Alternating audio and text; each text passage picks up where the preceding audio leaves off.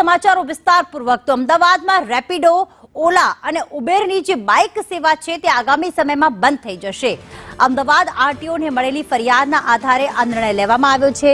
ઘણા સમયથી રિક્ષા ચાલકો માંગ કરી રહ્યા હતા કે આ રેપિડો સેવા બંધ કરવામાં આવે, એટલે કે બાઇક સેવા બંધ કરવામાં આવે.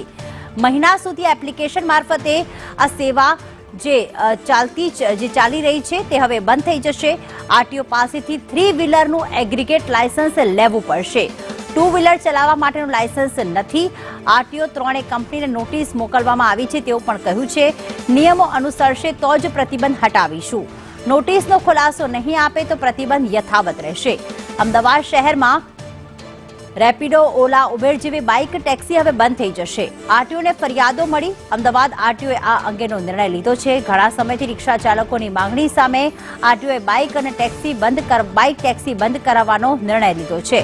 આગામી 1 માસ સુધી એપ્લિકેશન મારફતે બાઇક ટેક્સી જે ચાલી રહી છે તે બંધ થશે.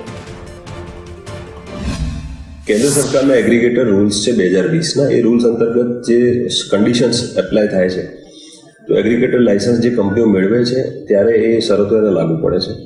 અને ગુજરાત સરકારના જે મોટર વાહનના નિયમો છે, પરિપત્રો છે, સૂચનાઓની અમલવારી કરવાની પણ જવાબદારી આ એગ્રીગેટર લાયસન્સ જે કંપનીઓ છે એની થાય છે. અમદાવાદની અંદર અત્યારે 3 કંપનીઓ કામ કરે છે. અમારી પાસેથી લાયસન્સ લીધું છે એવા છે ઓલા, ઉબેર અને રેપિડો કંપની છે. એમાં રેપિડો જે છે મોટાભાગે બાઇક ટેક્સી સર્વિસ ચલાવે છે. અને એ લોકોને ગયા માર્ચ મહિનાની અંદર એમને 3 વ્હીલર ઓટો રિક્ષાનું લાયસન્સ અહીંયાથી મળેલું છે. 2 વ્હીલરની અંદર એમને વ્હાઇટ નંબર પ્લેટ ચલાવવા માટેનું અમે અહીંયાથી પ્રતિબંધ ફરમાવેલો હતો. પણ તેમ છતાં એ લોકો ઘણા સમયથી ચલાવતા હતા. અમારી પાસે વિવિધ રજૂઆતો આવી છે.